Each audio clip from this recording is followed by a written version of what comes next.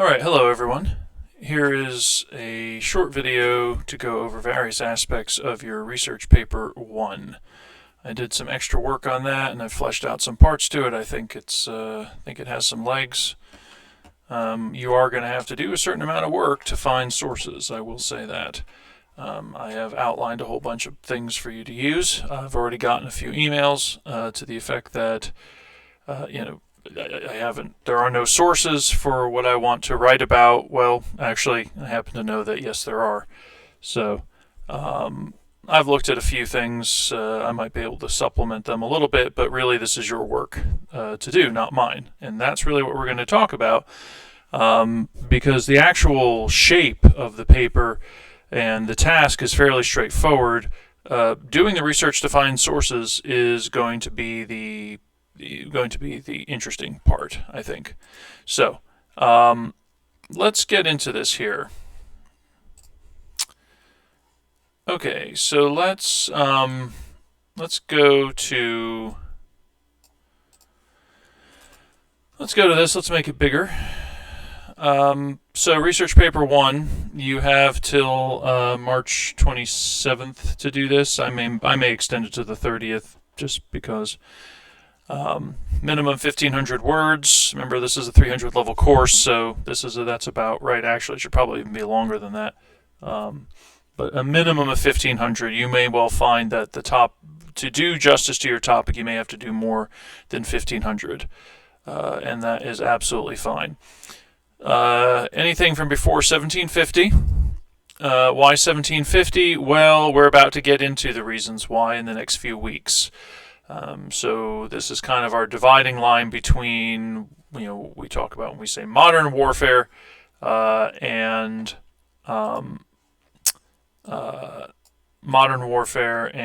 this kind of ancient pre-modern, ancient medieval, pre-modern, early modern.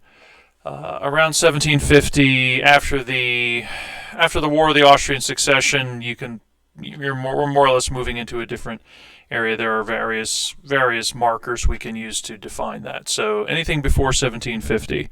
You'll notice in some of the stuff I provided for you, I have more sources on some areas than others. That's just how that goes.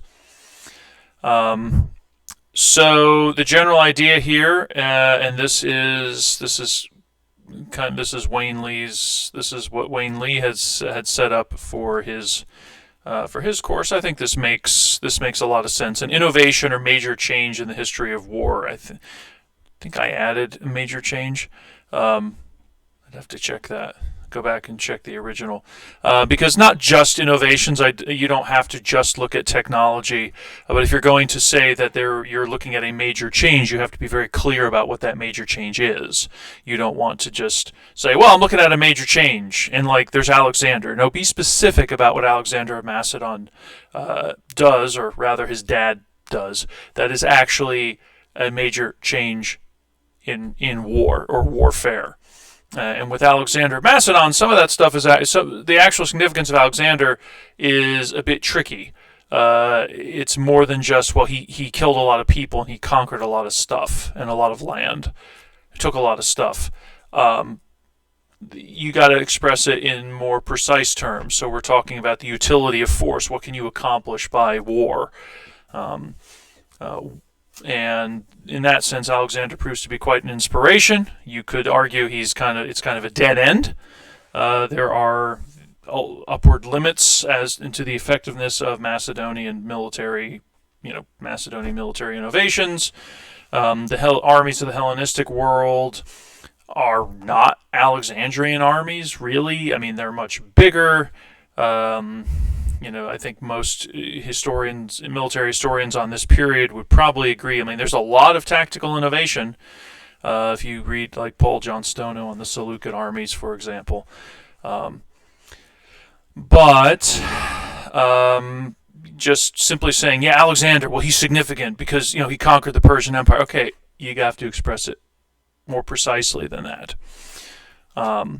So, origins, how and why it came about, how it was used, impact on the practice of war in society. If you could do this in 1,500 words, I'll be impressed. You could be a chain, you could be a technique, a weapon, organization, tool, cultural norm, doctrine, demographic, etc. So this is this is following very much Wayne Lee's template for this sort of assignment. I think it works very well, and it goes along very well with the sort of stuff we've been discussing up till now. So you should be constructing an argument. You need to consider capacity calculation and culture. You've either been doing discussion boards on this, or you've been doing perusal assignments on this. Some aspects of this, whether it's naval warfare, whether it's Bronze Age warfare, whether it's Roman warfare, gunpowder revolution. Consider these three factors. So the main thing area you're looking at before 1750, that roughly comes out to the first 8 chapters of Waging War and chapters 1 to 7 of Warfare and Culture. Now, we've only used a couple chapters from Warfare and Culture up till now, so that means that there's a topic that you were interested in that second book, and we haven't discussed it or talked about it. Well, here's your opportunity to really dive into it, and you can use those chapters as a way of one of those chapters is a way of getting into your topic. Also, look at the stuff we've discussed in perusal and the discussion boards. I've mostly given you secondary sources or scholarly arguments to try to sort of sink your teeth into, so to speak. But this could be useful as well. Okay, so you have a lot of primary sources online, the Carpenter Library. You should be familiar with this by now, especially those of you who are either history majors or particularly interested in military history, or if you're an ROTC, you should be fairly familiar with this library, be able to navigate our library here. I did just add a folder of primary sources on OneDrive. This is a collection of things, some of them longer than others, and it's taking a moment to load here. 5 different folders: Ancient Greece and Hellenistic World, Rome, China, Late Antiquity, Medieval Warfare, Early Modern Warfare. It took me a while to assemble this. I was pulling stuff from and having to select things from folders, because obviously I'm not going to give you, unless it's available for free somewhere, like the entirety of Diodorus Siculus, but I will give you his chapters on the first half of the Peloponnesian War. And if you want to use Thucydides, well, obviously you would do research on that, and there are free and open source out of copyright editions of Thucydides that you can find online. So I have a few things here. This is by no means exhaustive. The Tale of Sinuhe, which is both diplomatic and military. Ramses III. Some of the builder of the Great Wall, Sima Shun, the first emperor. Greece and the Hellenistic world. Euripides, 415 BC. Diodorus Siculus, Book 12, Arians, Life of Alexander, or the Anabasis of Alexander, if we're being precise, the Indian Campaign, Xenophon's Anabasis, the March of the 10,000, a bunch of stuff from Herodotus, probably more Herodotus than you ever want to read.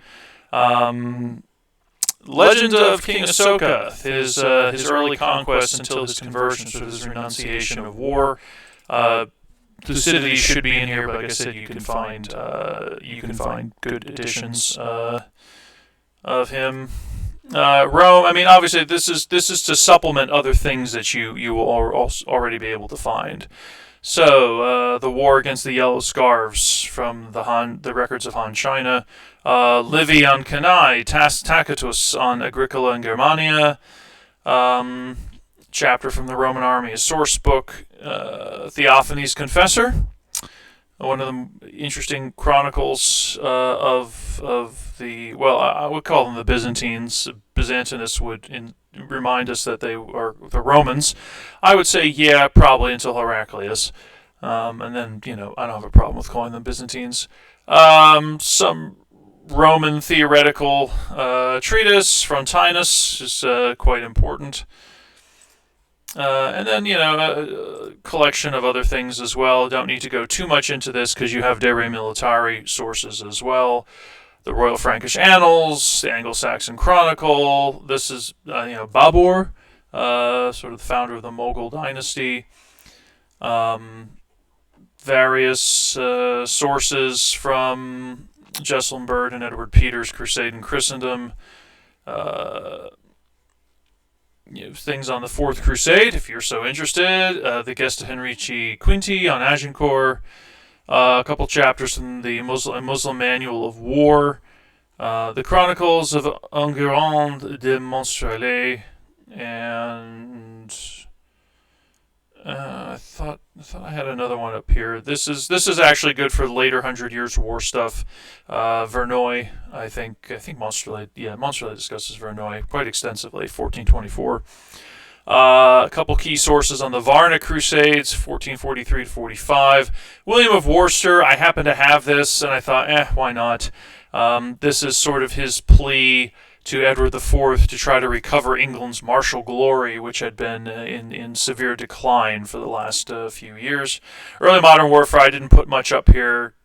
Basically, just the Nahuatl perspective accounts of the conquest of Mexico. So these core chapters, this Leon Portilla's classic collection of these sources, the Broken Spears.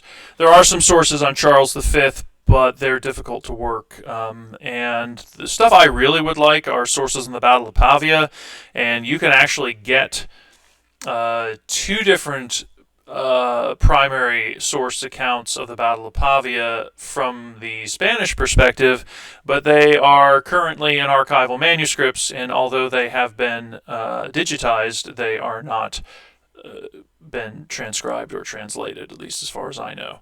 So yeah, we are out of luck there, which is very frustrating. I've been trying to get good primary sources in the Battle of Pavia for some time for students. Anyway, so that is this folder for primary sources. You can go to the databases page. You can navigate to the EBSCO Book Collection ProQuests, JSTOR, and Project Muse. Those are going to be your friends for scholarly articles and studies if you are doing history. The library, they have some source books on the Roman army. These are in hard copy, apparently, not online, so first come, first serve on that, I'm afraid. Christopher Newport University has a very good LibGuide to military history. Ancient classics, general sources, LGBT, military and literature, military and movies, notable people. And then this will be useful as well when you would get to the second half of the course, U.S. military topics as well. No medieval, but don't worry about that. University of Washington, primary and secondary sources. This is a good one as well. Really for the second research paper, 18th, 19th, 20th century, Vietnam, Civil War. But there might be some useful stuff there that you can use for this paper as well. Essential primary narrative sources for Roman military history. This is Bill Thayer's old project. This has been up for a long time, but it's still extremely useful. Lacus Curtius. And it goes through Polybius, Caesar, Cassius Dio. There's Frontinus, so he doesn't have a thing there. Florus Epitome, Plutarch's Lives, classic stuff. Some stuff that's not really military. Procopius Buildings. I don't know if you can find the secret history. And of course, Procopius on the Persian Wars, you might be able to get in hard copy. Greek military theory. So that's also useful. And then some secondary material as well. Medieval, mostly European military sources, De Re Militari. So we really have been building this up or rebuilding this. Late Roman Byzantine sources. Key thing to remember about these, students often get this wrong when you click on this. The author of the source here is not the person whose name appears here. This is the person who posted it. who posted this to the website. That is not the author. Just remember that if you're going to use sources from De Re Militari. I posted a couple things on here. You'll see stuff from people. For example, this past week, you've been doing the military revolution. You'll see Clifford Rogers has posted stuff on here. We are not the authors of these things, okay? We are the people who post. So don't confuse that, because I will ding you on that in your papers if you get that wrong. Pay attention to who the author is. Sometimes it's anonymous. In that case, just put anonymous, or just put the title. Frederick Barbarossa, rules for his army, right? Cool stuff. Not directly attached to like an innovation in warfare, I guess, which is actually an interesting problem writing about Barbarossa. But, useful. High medieval warfare, 14th century, 15th. Couple things on the 16th century. And then there's a link to sources here on the Wayback Machine, because this whole page crashed some years ago. A number of them have been restored, but a lot of them, there's still things that have not been. So if you're looking for medieval era sources, De Re Militari is where you want to go. Pre-modern naval history. We really don't have much. There's some stuff mixed in with De Re Militari. There's also some gunpowder stuff with De Re Militari, but you may have to get creative for specific. You'll have to study accounts of battles and sieges to get gunpowder. Sources there. Pre-modern naval history. We have some good sources. Again, look at De Re Militari. For ancient Navy primary sources, I mean, Diodorus Siculus, I guess. That might be one. But it's really hit or miss, and a lot of them don't give us as much information as we would like. How to cite your sources. This is a 300 level course, so I can assume you have taken one or two history courses at this point. So you will use Chicago style, you will use footnotes for this. If I see citations in MLA, I will mark you down considerably on that. We do not use MLA in this discipline, we use Chicago style citations. I have tried to provide a handout. A startup guide. You may think, wow, this is more complicated than just trying to figure it out on my own. Fair enough. Chicago is a bit of a steep learning curve. Once you learn it, however, it is extremely flexible and can do a lot of things, which is why we like it as historians. Carpenter Library. You have a brief guide. Sample library.